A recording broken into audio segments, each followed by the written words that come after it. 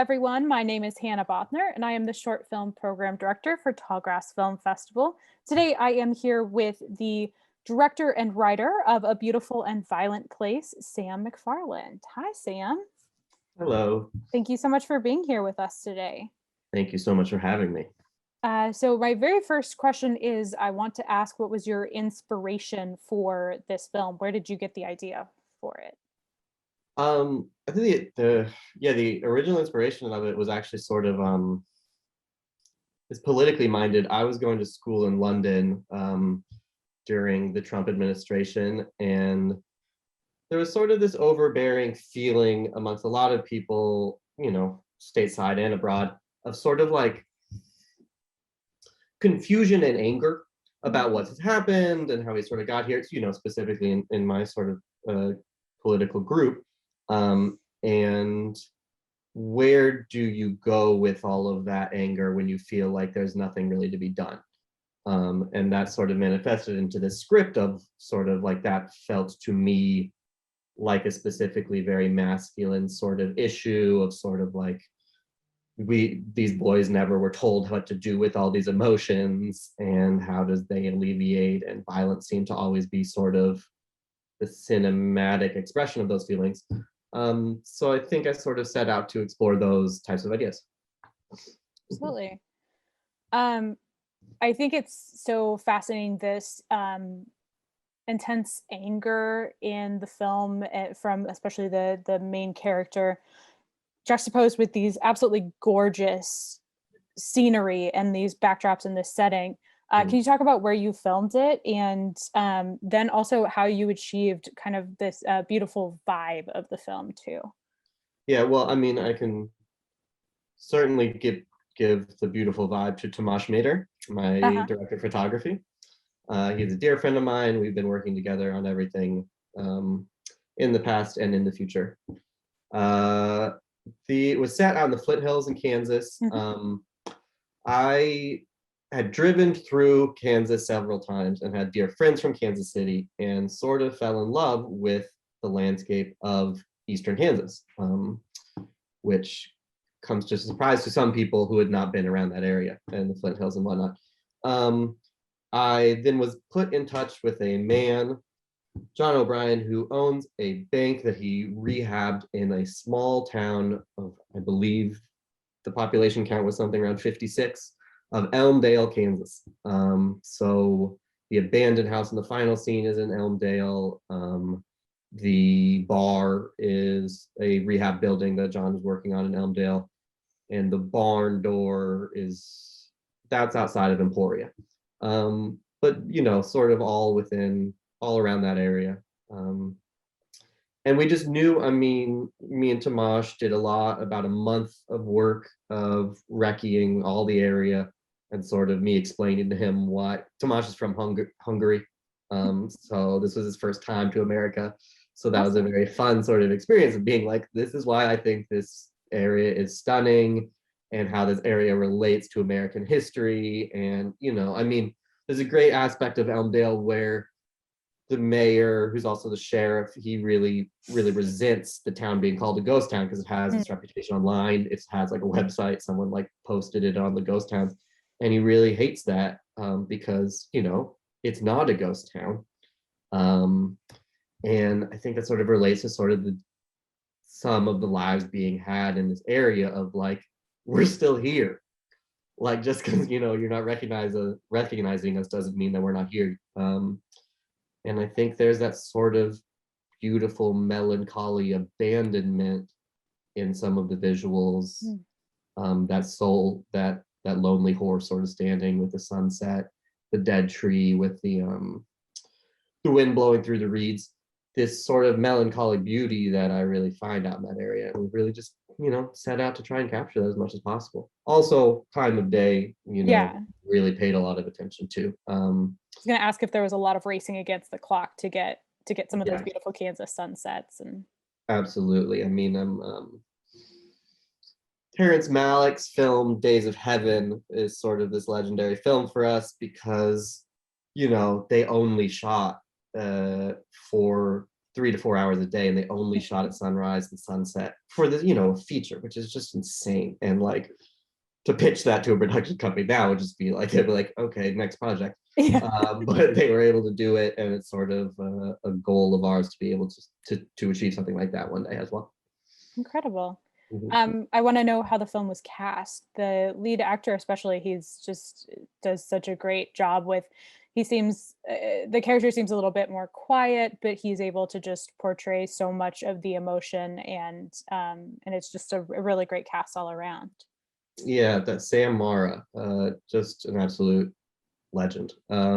Sam, I cast out in LA. I flew out to Mhm. LA, and I'm gonna look something up really quick while we talk. I flew out to LA and just set up a casting call. And I had a dear friend sit in with me so that it would look like we were more of an established production. So that like Uh-huh. there were like two people behind the table instead of one. He's an animator, so he doesn't have anything to do with it. But he was keeping notes for me more or less. And when Sam came in the room, he started just writing in capital letters OMG, OMG, OMG, that I was like trying to keep a straight face. So he was like showing this to me. So from the beginning, Sam sort of it fit aesthetically. And then I had another chat with him, and I was sort of, using this word of nostalgia and melancholy. There's this poet named Jack Gilbert.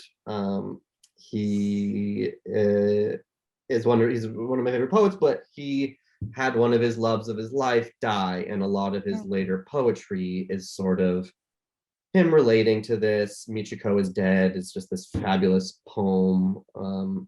I think that's the poem that he finds one of her hairs. He's repotting some plants, and he finds one of her hairs in the soil, and it's the last hair that he found. But so it's like, it's just this very beautiful sentimentality towards death and loss. And I said this to him, I'm like, I'm going to send you this Jack Gilbert book of poetry so that you can sort of like, this is some of the moods that I'm going to. And he's like, oh, Jack's like, that's my favorite poet. Like Oh, I have that. I awesome. have like 3 copies of this book. So I'm like, oh, great, perfect.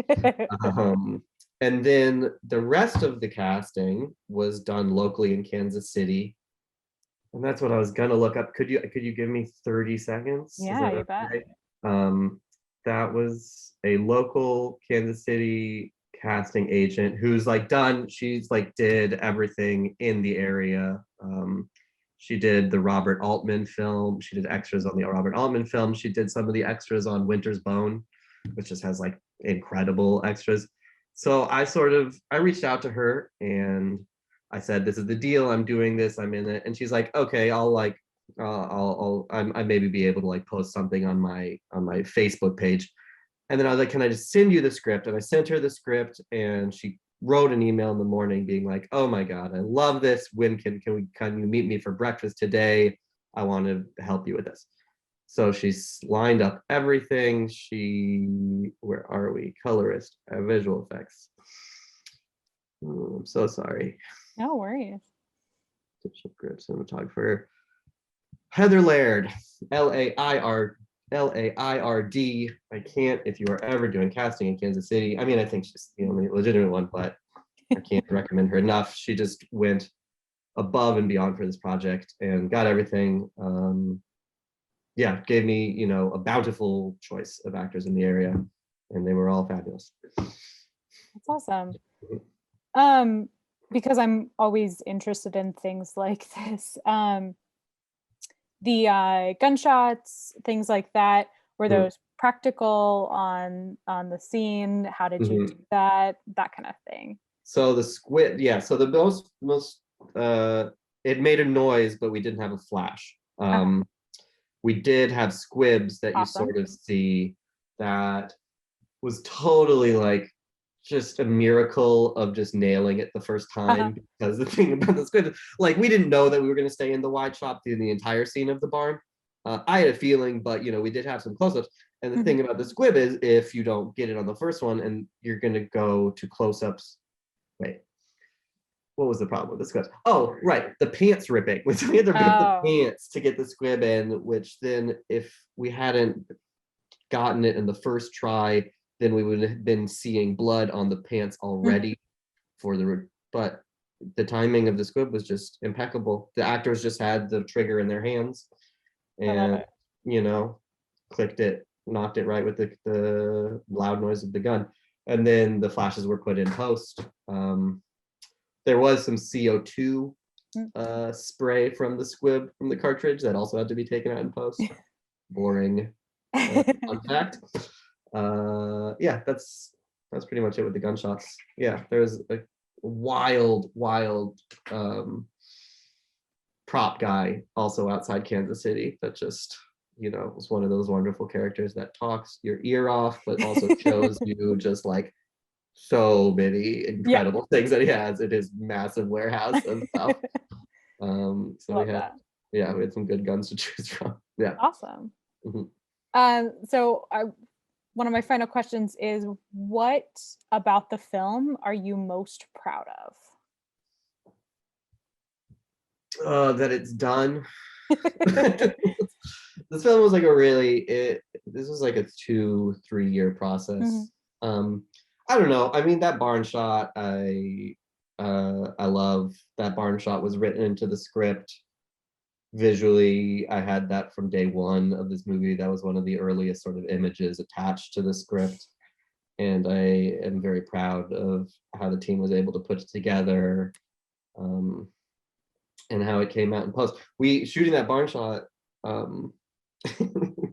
we talked to the farmer and we described very clearly what was going to happen. The farmer was going to have a worldwide tractor fair the following week.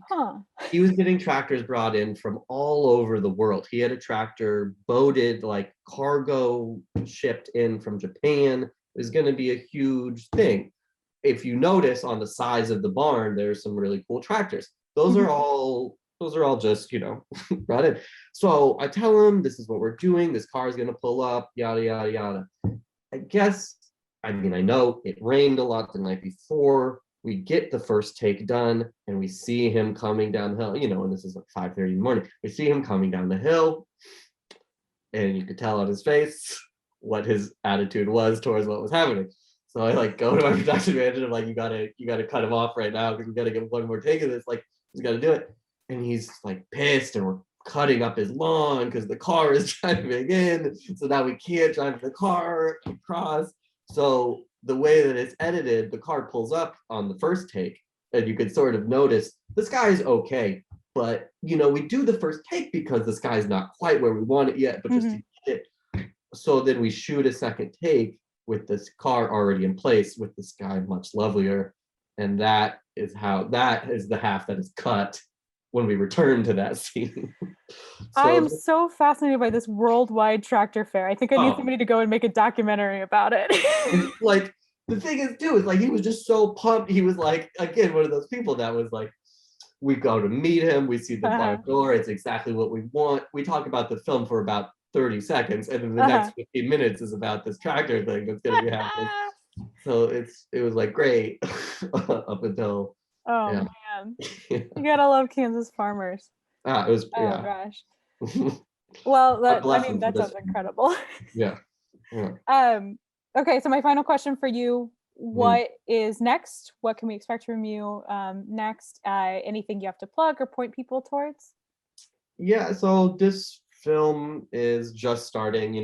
This is playing at this film festival and Awesome Film Festival on the same exact day as like opening premiere thing. So I'm ideally going to be able to like go around some festivals with this. I also have 2 features that I've just finished. One set in New York City, and we're calling it an anti-capitalist art house action film.